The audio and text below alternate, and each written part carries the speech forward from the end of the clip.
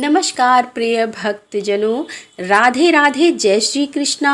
मैं हूँ रीता शुक्ला, आप सभी भक्तजनों का हार्दिक अभिनंदन करती हूँ अपने YouTube चैनल पर।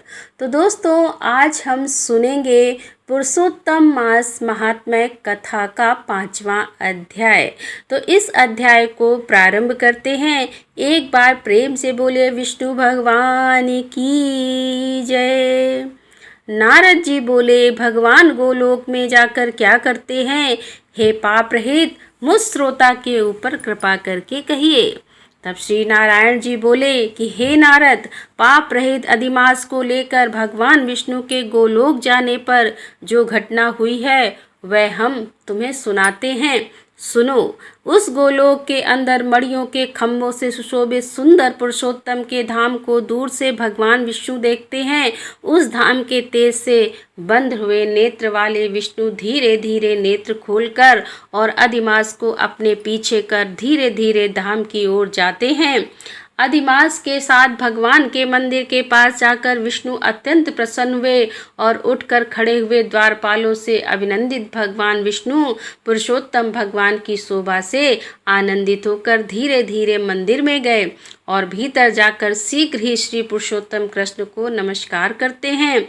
गोपियों के मंडल के मध्य में रत्नमय सिंहासन पर बैठे हुए कृष्ण को नमस्कार कर पास में खड़े होकर विष्णु जी बोले कि गुणों से अतीत गोविंद, अद्वितीय, अविनाशी, सूक्ष्म, विकार रहित, विग्रह पान, गोपों के वेश के विधायक, छोटी अवस्था वाले, शांत स्वरूप गोपियों के पति, बड़े सुंदर नूतन मेघ के समान श्याम, करोड़ों कामदेव के समान सुंदर, वृंदावन के अंदर रास मंडल में बैठने वाले, पित रंग के पीताम्बर से शोभित, सौम्य भवों के चढ़ाने पर मस्तक में 3 रेखा पड़ने से सुंदर आकृति वाले, रासलीला के स्वामी, रासलीला में रहने वाले, रासलीला करने में सदा उत्सुक, 2 भुजा वाले, मुरलीधर, पीत वस्त्रधारी, अच्युत, ऐसे भगवान की मैं वंदना करता हूँ।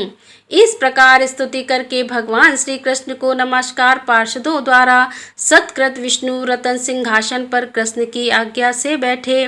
श्री नारायण जी बोले कि यह विष्णु का किया हुआ स्रोत प्रातः काल उठकर जो पड़ता है उसके समस्त पाप नाश हो जाते हैं और अनिष्ट स्वप्न भी अच्छे फल को देते हैं और पुत्र पौत्र आदि को बढ़ाने वाली भक्ति श्री गोविंद में होती है। आकृति का नाश होकर सत्कीर्ति की वृद्धि होती है। भगवान विष्णु बैठ गए और कृष्ण के आगे कांपते हुए अधिमास को कृष्ण के चरण कमलों में नमन कराते हैं। तब श्री कृष्ण ने विष्णु से पूछा कि यह कौन है, कहाँ से यहाँ आया है, क्यों रोता है? इस गोलोक में तो कोई भी दुख भागी होता नहीं। इस गोलोक में रहने वाले तो सर्वदा आनंद में मग्न रहते हैं। ये लोग तो स्वप्न में भी दुष्ट वार्ता या दुख भरा समाचार सुनते ही नहीं हैं। अतः हे विष्णु, यह क्यों कांपता है और आंखों से आंसू बहाता दुखित हमारे सम्मुख किस लिए खड़ा है?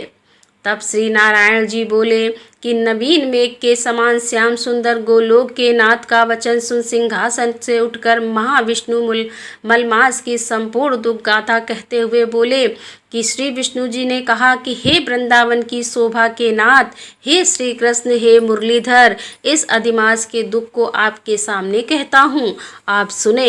इसके दुखित होने के कारण ही स्वामी रहित अधिमास को लेकर मैं आपके पास आया हूँ। इसके उग्र दुख स्वरूप अग्नि को आप शांत करें। यह अधिमास सूर्य की संक्रांति से रहित है, मलिन है, शुभ कर्म में सर्वदा वर्जित है। स्वामी रहित मास में स्नान आदि नहीं करना चाहिए। ऐसा कहकर वनस्पति आदि लोगों ने इसका निरादर किया है। 12 मास कला क्षण अयन संवत्सर आदि श्रेष्ठों से अपने अपने स्वामी के गर्भ से इसका अत्यंत निरादर किया। इसी दुखाग्नि से जला हुआ यह मरने के लिए तैयार हुआ। तब अन्य दयालु व्यक्तियों द्वारा प्रेरित होकर ये ऋषि के शरण चाहने की इच्छा से हमारे पास आया और कांपते कांपते घड़ी घड़ी रोते रोते अपना सब दुख इसने कहा, इसका यह बड़ा भारी दुख आपके बिना टल नहीं सकता, अतः इस निराश्रय का हाथ पकड़कर आपकी शरण में लाया हूँ। दूसरों का दुख आप सहन नहीं कर सकते, ऐसा वेद जानने वाले लोग कहते हैं। अतएव इस दुखित को कृपा करके सुख प्रदान कीजिए। हे जगतपते, आपके चरण कमलों में प्राप्त प्राणी शोक का भागी नहीं होता, ऐसा वेद जानने वाले का कहना है। कैसे मिथ्या हो सकता है? मेरे ऊपर कृपा करके भी इसका दुख दूर करना आपका कर्तव्य है, क्योंकि सब काम छोड़कर इसको लेकर मैं आया हूँ। मेरा आना सफल कीजिए। बारंबार स्वामी के सामने कभी भी कोई विषय न कहना चाहिए, ऐसी नीति के जानने वाले बड़े बड़े पंडित सर्वदा कहा करते हैं। इस प्रकार अधिमास का सब दुख भगवान कृष्ण से कहकर हरि कृष्ण के मुख कमल की ओर देखते हुए कृष्ण के पास ही हाथ जोड़कर खड़े हो गए।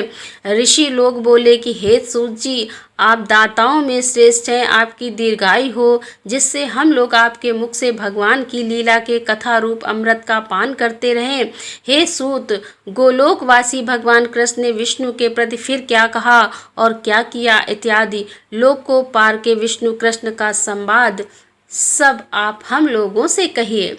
परम भगवत नारद ने नारायण से क्या पूछा? हे सूत, इसको आप इस समय हम लोगों से कहिए।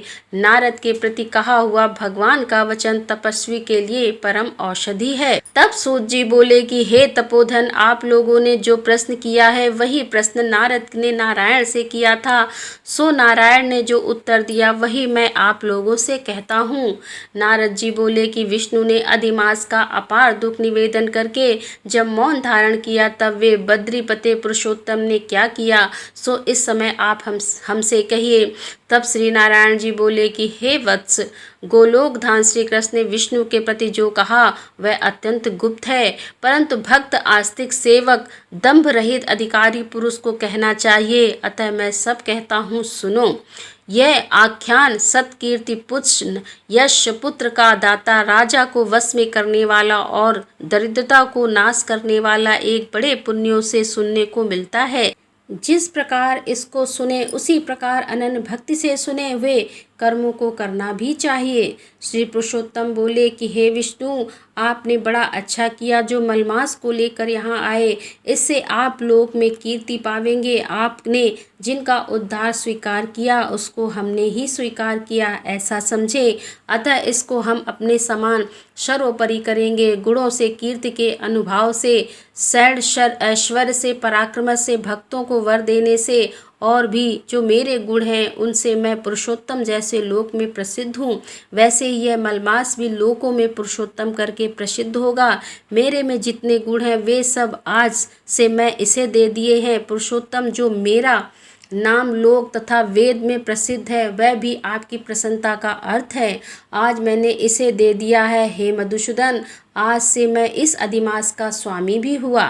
इसके पुरुषोत्तम इस नाम से सब जगत पवित्र होगा। मेरी समानता पाकर यह अधिमास सब मासों का राजा होगा। यह अधिमास जगत पूज्य एवं जगत से वंदना करवाने के योग्य होगा। इसकी पूजा और व्रत जो करेंगे उनके दुख और दरिद्रता का नाश होगा। चैत्रादि सब मास सकाम है, इसको हमने निष्काम किया है। इसको हमने अपने समान समस्त प्राणियों को मोक्ष देने वाला बनाया है। जो प्राणी सकाम अथवा निष्काम होकर अधिमास का पूजन करेगा वह अपने सब कर्मों को भस्म कर निश्चय मुझको प्राप्त होगा। जिस परम पद प्राप्ति के लिए बड़े भाग्य वाले यति ब्रह्मचारी लोग तप करते हैं और महात्मा लोग निराहार व्रत करते हैं, एक दृढ़ व्रत लोग फल वक्ता वायु भक्षण कर रहते हैं और काम क्रोध रहित जितेंद्रीय रहते हैं, वे और वर्षा काल में मैदान में रहने वाले, जाड़े में शीत, गर्मी में धूप सहन करने वाले मेरे पद के लिए यत्न करते रहते हैं। हे गरुड़ध्वज, तब भी वे मेरे अव्यय परम पद को प्राप्त नहीं होते, परंतु पुरुषोत्तम के भक्त एक मास के ही व्रत से बिना परिश्रम जरा मृत्यु रहित उस परम पद को पा लेते हैं। यह अधिमास व्रत संपूर्ण साधनों में श्रेष्ठ साधन है और समस्त कामनाओं के फल की सिद्धि को देने वाला है। अतः इस पुरुषोत्तम मास का व्रत सबको करना चाहिए। हल से खेत में बोए हुए बीज जैसे करोड़ों गुना बढ़ते हैं, जैसे मेरे पुरुषोत्तम मास में किया हुआ पुण्य करोड़ों गुना अधिक होता है।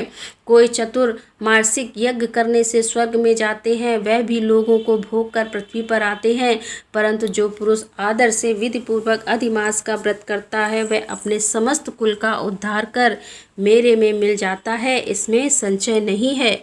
मुझे प्राप्त होकर प्राणी पुनः जन्म मृत्यु भय युक्त एवं आदि व्याधि और जरा से ग्रस्त संसार में फिर नहीं आता, जहाँ जाकर फिर पतन नहीं होता, सो मेरा परम धाम है। ऐसा जो वेदों का वचन है वह सत्य है, असत्य कैसे हो सकता है। यह अधिमास और इसका स्वामी मैं ही हूँ और मैंने ही इसे बनाया है, और पुरुषोत्तम यह जो मेरा नाम है सो मैंने इसे दे दिया। अतः इसके भक्तों की मुझे दिन रात चिंता बनी रहती है।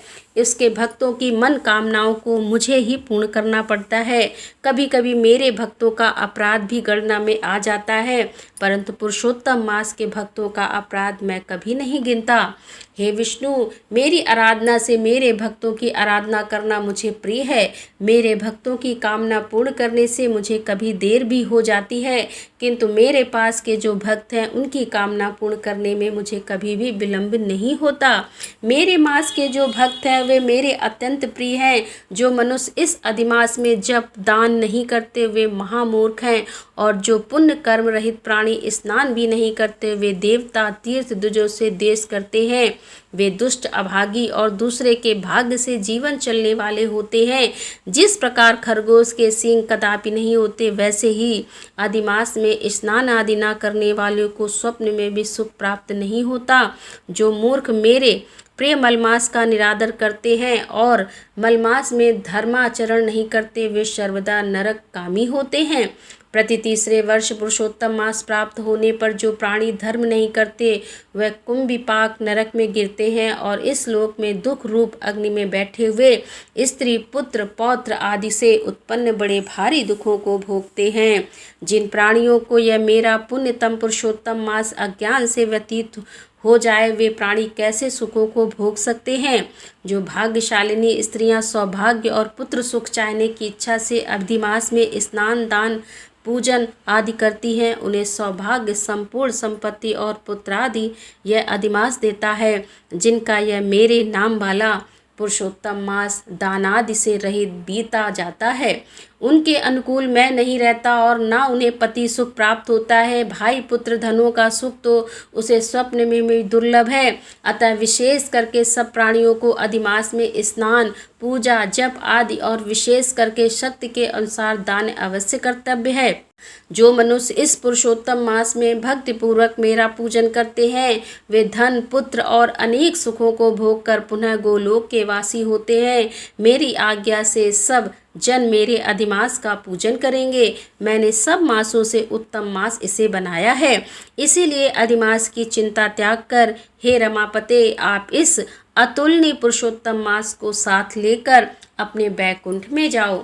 तब श्री नारायण जी बोले कि इस प्रकार भगवान श्री कृष्ण के मुख से रसिक वचन श्रवण कर विष्णु अत्यंत प्रसन्नता पूर्वक इस मलमास को अपने साथ लेकर नूतन जलधर के समान श्याम भगवान श्री कृष्ण को प्रणाम कर गरुड़ पर सवार हो शीघ्र बैकुंठ के प्रति लिए चल दिए।